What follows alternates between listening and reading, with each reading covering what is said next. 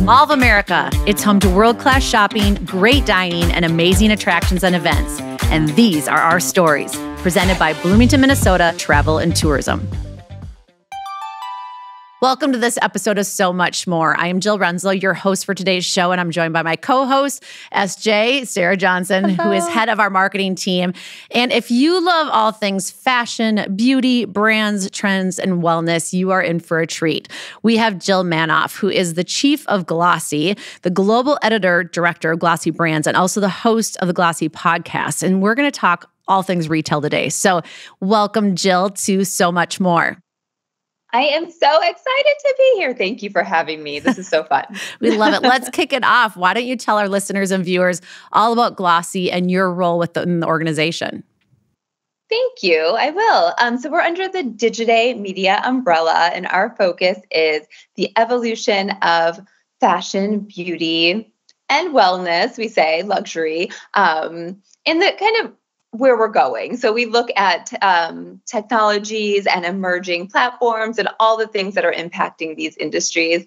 And yeah, we're a small team, a small editorial team that churns out daily stories. We have events. As you said, we have a great podcast and an awards program.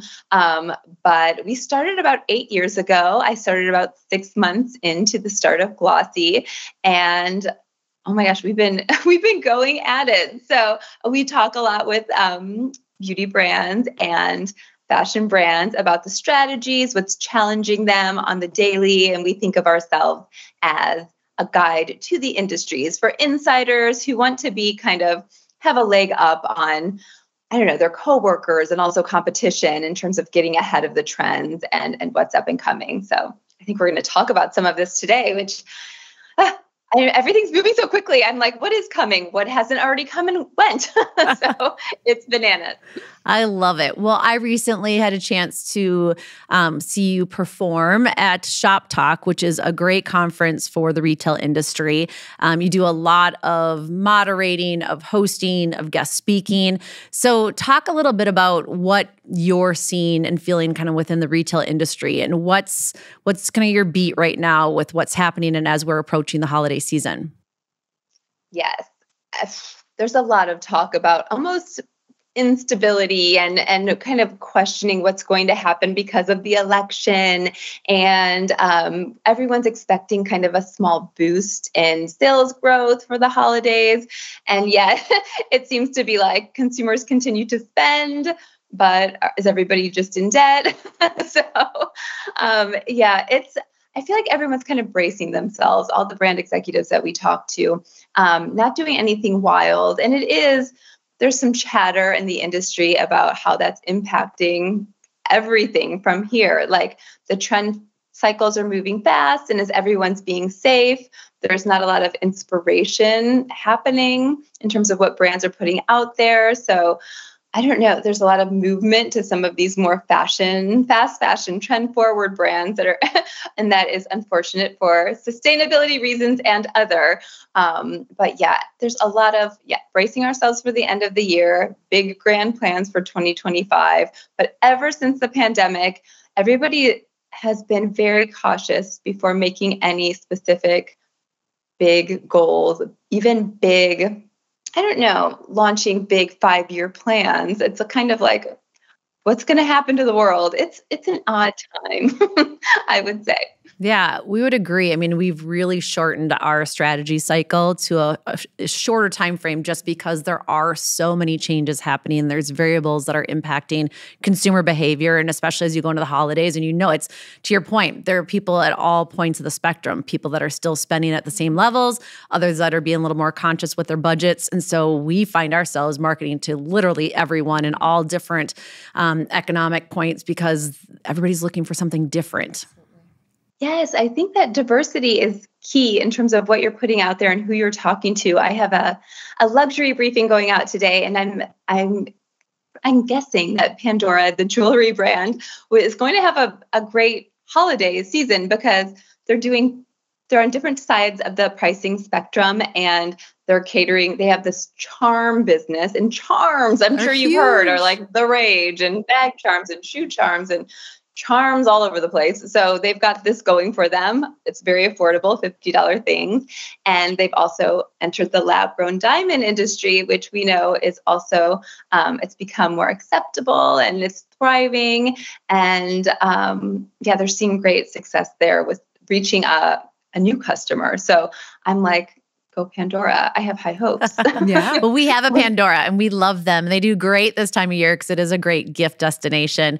Another brand that you recently highlighted and also spoke to at Shop Talk is Rent The Runway. And you talked with Jennifer Hyman. And I think it's very interesting because we started a relationship with them earlier this year with a pop-up shop during the prom season. And now we're on round 2 with a full selection of women's apparel from coats and jackets to knits and dresses and just all the things. And it's been a huge success. So you see those direct to consumer brands and those that have not had the brick and mortar footprint testing it out, really being able to build that relationship with their fans. So I'm curious of kind of what your experience has been with some of these brands, especially with Rent the Runway and others and their now entrance into the physical space. Oh my gosh. Rent the Runway. I know Rent the Runway very well. So when I worked in New York, I always told Jennifer, like, I was a member. They formerly had this unlimited membership, it proved too good to be true because it was really good. But I would literally have a different outfit every day for work. It was the best thing. But they had brick and mortar in New York, and it was an opportunity for you to, like an omni-channel experience. You could drop off your rentals in store, order them on the app immediately following, get them to your door within an hour in New York, and all these crazy things. I told Jennifer that, and she said, well, we didn't make any margin off of you. So yes, they're definitely, you see the evolution. Rent the Runway at Shop Talk announced a new membership tier, and it's a new way. They're responding to consumer demands. It's requiring a lot of kind of like shakeups. You often hear that they're launching a new membership or changing up their membership. But like I said, they're listening. So the new tier has like, you have access to all the fashions, which I'm sure there was some negative feedback around the limitations around old tiers. And also it's at a price point that's more attainable than some of them that are more unlimited. You get more options. But yes, so smart that they're doing resale, so smart that they're doing physical retail. It reminds what we were talking about before the podcast, the opportunity to find, I would say, steals. And when you can almost, it's kind of like a treasure hunt when you go in and everything is at a discounted price. It's psychological. Yes. And it's like so many brands. It feels like you're discovering new brands, and you're also discovering things you may not have worn, but you're going to try because it's affordable and on trend. Anyway, I love that kind of a situation. You're speaking to us. I feel like that you're almost saying the exact things we've said to each other about it. I mean, it's truly a treasure hunt, but it's so fun to find things you wouldn't normally buy. But that price point where you're like, oh my gosh, an 80% discount, that's insane. And it makes it so much more fun to wear it and experience it. And yes, everything you've said, I feel like we've talked about as well. Our joke around the office is the success that Rent the Runway have seen here is pretty much primarily because of our staff spending a lot of time and dollars in that store. We love it. But you also, I mean, you're seeing a huge influence in pop culture influencing the retail space. And whether that's collaborations with celebrities or it's just finding unique brand alignment and things. So curious, I know you guys have covered some of that content through Glossy, and just wanted to get your take on that because we're seeing that with pop-up events. So we just had Cat's Eye here at Mall of America, and they did a great, I mean, they brought in thousands of fans to come see them perform, but then they also did a pop-up retail experience to capture that moment in time. You know, all the fans are there. They want to be able to grab some souvenirs to bring home to remember that special day. So we're seeing a lot of that here. So not only Rent the Runway with the brands that are existing in the space, but also building into pop culture and entertainment. So talk a little bit about that. Yes. Oh my gosh. Pop culture is influencing fashion and beauty. I would say, I mean, it always has, but more than ever before. Within the last 3 years, we launched a vertical called Pop, and that's really what it's about. And it was driven by the rise of influencers and influencers becoming the new editor and really determining the trends, and also the rise of what's happening on platforms and I don't know, everyone on TikTok is wearing glitter on their face and suddenly every brand is making glitter. And so it's really like you see the chain reaction. It's getting faster and faster. And yeah, we have a reporter dedicated to pop, and we do events where it's a lot of these influencers turned founders that are representative of, again, culture influencing the space. And we're seeing that especially this year in terms of sports impacting fashion and beauty and all of these new partnerships. And we saw all of the sponsorships at the Olympics and just where brands are putting their dollars. It's around pop culture. Also, Skims. Look at Skims and the success of Skims. Like that's another influencer turned founder. And yet they have maintained amazing buzz because they are at the at the second of whoever's surfacing as being cool. What is Mahomes? Anyway, the Mahomes couple.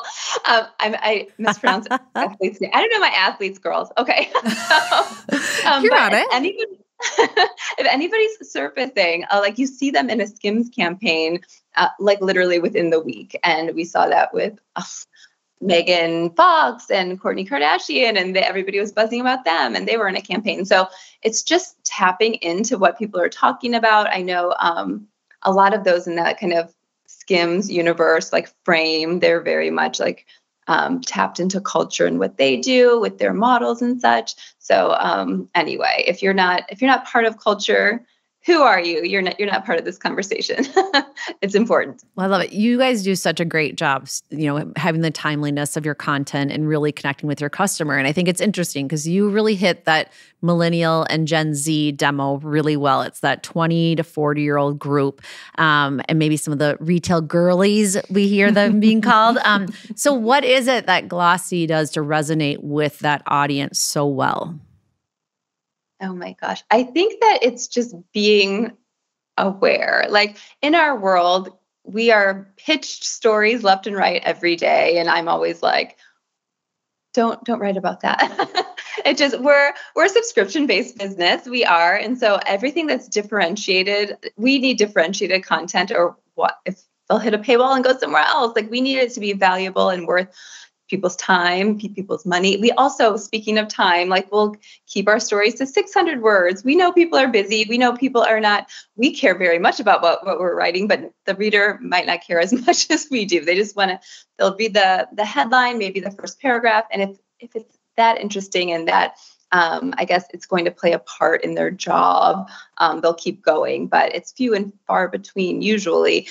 So I would just say staying aware. We're like, it's not a distraction if we're on TikTok. Like we must stay on the up and up in terms of what's happening in the industry, what's happening in pop culture, and finding, I guess, a balance in terms of our expertise and what our industry insider reader wants to know about. So we wouldn't just say, Skims launched a new campaign and roll it out there like a press release. We could say what Skims campaign with the Mahomes family says about pop culture's power over the shopper or something like that. So always two sources, usually it's a source from the what am I saying? The brand that we're talking about, Skims, and then an outside expert. We like to take a critical point of view. We're not just taking a brand's word for it or the source's word for it, like talking to maybe an analyst or a strategist and saying, is pop culture, is a celebrity in a campaign still relevant? Does the audience still respond to that? Is everyone doing it? As everyone's doing it, is it becoming, stale or starting to like one of those tactics where people start to gloss over? So we always source our stories and we always go for what's differentiated and what's new I would say. I was going to say, I really love how you guys showcase your content, not only on your website, but then also how you showcase it on social too. So I feel like as a millennial, I was just scrolling through and you guys have little quotes or you have big moments where all of a sudden I'm like, that's interesting. I should learn a little bit more. So I appreciate who grabbed the audience based on what platform they're on to get a little bit more. And again, 600 words is great. I know that I don't have capacity for more than that. So you're really appealing to me. It's wonderful. So I really love how you guys are doing it across the board in different channels. It's wonderful. Thank you. Yeah, that's a challenge. Like I would say is keeping up with social media trends and where the industry is going. There are a lot of trends that are being impacted in our world by social. And so like we're challenging ourselves, which, as a 44-year-old woman, maybe I don't feel comfortable with going on my phone and talking to it about our stories. And yet we've had to start doing that. So we are more video. Video has become a greater priority. And you see the rise of, I would say, competing platforms like Substack. Like a lot of fashion and beauty fans are getting their information on the industry from Substack, which has a personality behind them. So we're having conversations like that all the time. Like, should we put our face next to our byline? Should we speak in first person because that's what's catching on? So it's just kind of keeping up with the trends, not only from what's happening within the fashion and beauty industries, but also within media and publishing. It feels very authentic. I feel like when you have that face to represent what the words are, it feels authentic, which is really nice. I think definitely to the younger audience specifically too. Absolutely. They get to know you, build that relationship together. And I think it's great because you try new things and you have to see what consumers are going to react to, what fans want to see, what they want to hear, and then you modify and learn and, keep. And that's, I think, just the retail industry, the brands that do that and they listen to their fans and they are willing to take some risks and be bold and try new things is great. I think that's the ones that succeed. So I would love to shift gears a little bit more towards the beauty angle because I think beauty has its moment. Like it's the last few years has really strengthened in the category and you guys cover beauty really, really well. What would you say are, some of the brands that are really doing a great job and some of the hotter trends in the beauty category? Oh my gosh. I would say, it's no surprise. I think one of the leaders is e.l.f. And started as a very, very attainable brand. Like $2 lipsticks. And now it's become, it has to do with their marketing and everything from their Super Bowl ads to, it's always, again, very tapped into pop culture, very innovative, but also they're moving quickly to product development. A trend hits, you see it. If they're not leading the trend, they're on the trend in a matter of weeks. I think that e.l.f. is doing something right, and they've got, again, a great marketing team behind them.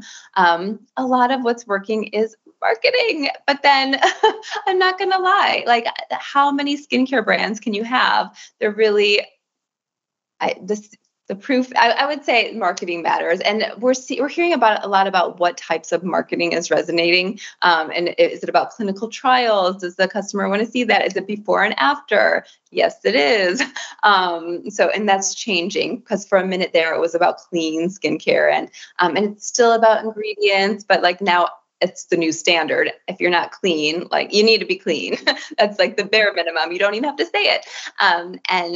And the transparency is there. So you'll be called out with any sort of a BS type of a statement you're making out there. But in terms of trends, should we just have fun? Lip oil. And yes. Any lip product, the lippies, everybody wants a lip product. And it's moved on. Like there's definitely been an evolution in terms of like what's working for face makeup. Like for a minute, it was all about contouring. And then it was dewy, Hailey Bieber. It still is basically that. But it changes all the time. Now there's a whole trend on TikTok that's about, I don't know if you've seen it, like, are you high contrast or low contrast? And yes, and that designates like what works for you and all the things. So I think we'll see a change there. But yeah, Hailey Bieber's Rhode everywhere. Is definitely a hot one. And they've leaned in. They haven't rolled out a ton of product and they already, they have great merch that's innovative with putting their lip balm on a lip case and on a phone case and all the things. So brilliant.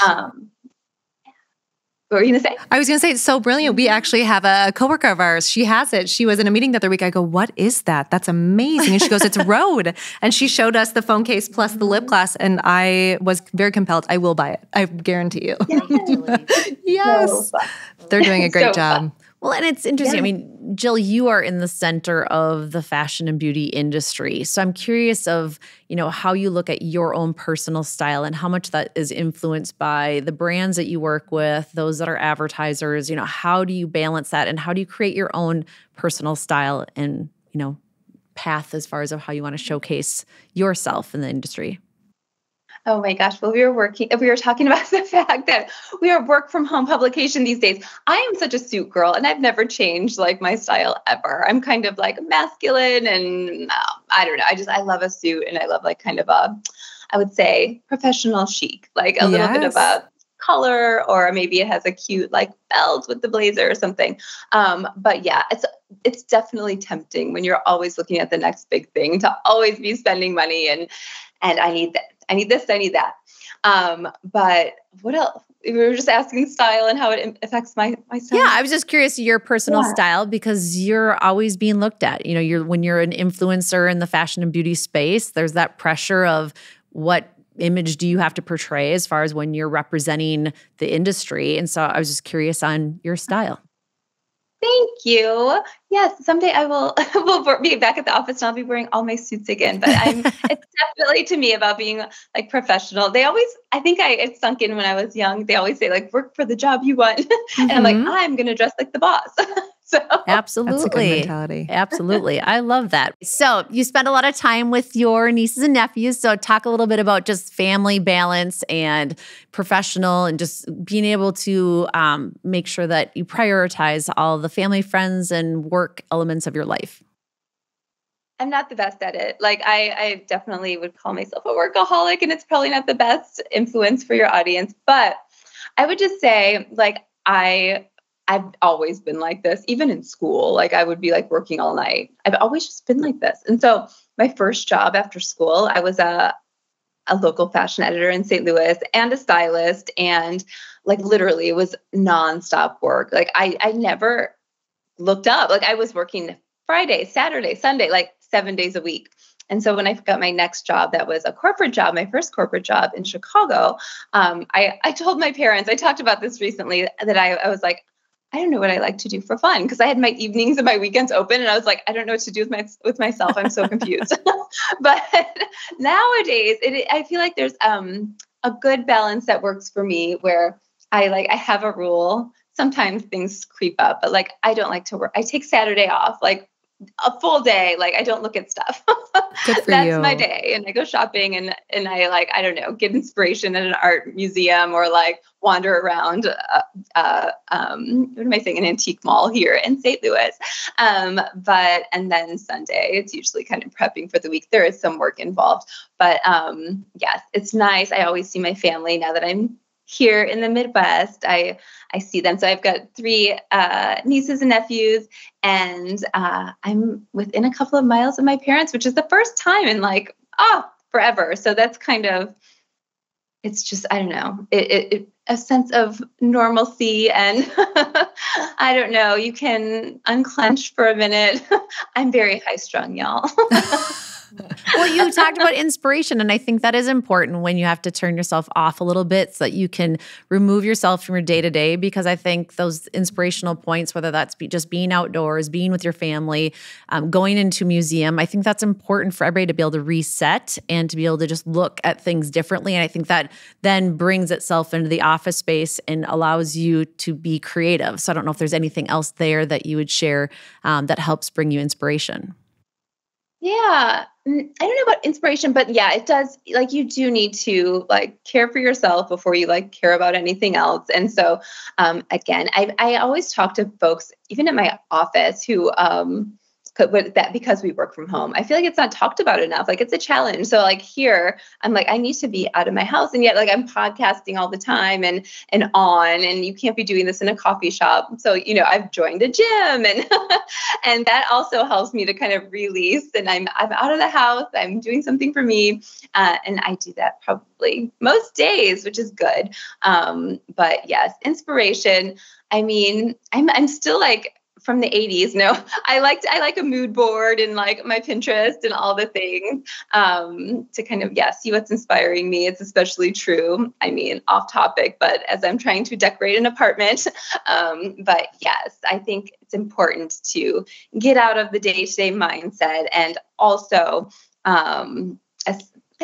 take a moment and realize sometimes as an editor and as a manager, I'm too in the weeds. And so I'm always trying to find that balance between thinking forward, thinking ahead, and also getting the daily grind done, I would say. I love that. Well, as we approach the holiday season, is there any expert advice you have for all the shoppers out there looking for their, holiday attire, if they're hosting components, if they're looking for their new beauty look for the holidays? Is there any advice or brands that you would recommend for us to keep our eyes out on?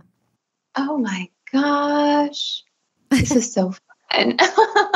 I'm a girl who loves her sparkle on the holidays. I would recommend Rent The Runway. I don't know. It's some of those. It's like a one and done or like a one hit wonder. They're definitely. You're probably going to have this statement look and not wear it ever again. So unless I would recommend Rent The Runway or like a vintage shop. I'm not a Reformation girl, but they're always good for a party dress. That's for sure. And then for beauty, oh my gosh, have some fun. I'm trying to think of a brand. I know that Pat McGrath makes some really great red lipstick. So I think go for it. Live it up, go for it. And yes, and as you're shopping, I was going to say, like, I always think when there's a great deal at holiday time, like, put it in perspective. Don't get distracted. Think, if this was not on sale, would I still buy it? Like, would I still want it? Think about it. I should ask myself this more often. I know. I'm like, that's a good tip for all of us. And I always think it's like, think about it. If you dream about it, or if you go back, you need it. But we also love and believe in self-gifting when people come out here for the holidays. So always make sure you treat yourself. It's a very busy time of year. Yes. Everybody's kind of stressed because you're trying to get everything set for everybody else. But I think it's important to, especially if you find a good deal, yes, you need to treat yourself, right? Oh my gosh, I'm very guilty of that. I definitely do that. I love that. Well, Jill, it has been an absolute pleasure speaking with you today. And SJ and I love everything retail, fashion, beauty, wellness, and everything in between. So love connecting with you. Definitely stay in touch and be sure to visit us here at Mall of America when you're in town. We love the holidays, and we're excited to invite all of our fans here to enjoy their traditions with us and to continue into the next year, because there's always changing things in the retail industry, as you've alluded to, and it's so fun. And definitely for our fans, our viewers, and our listeners, please check out Glossy. You will love it. It is a great resource for all things in the retail space. And check out what Jill has to share with you. So thank you, and be sure to tune in next time to So Much More. Thanks for listening to So Much More, a Mall of America podcast. Subscribe wherever you find your favorite podcasts. This show is presented by Bloomington, Minnesota Travel and Tourism.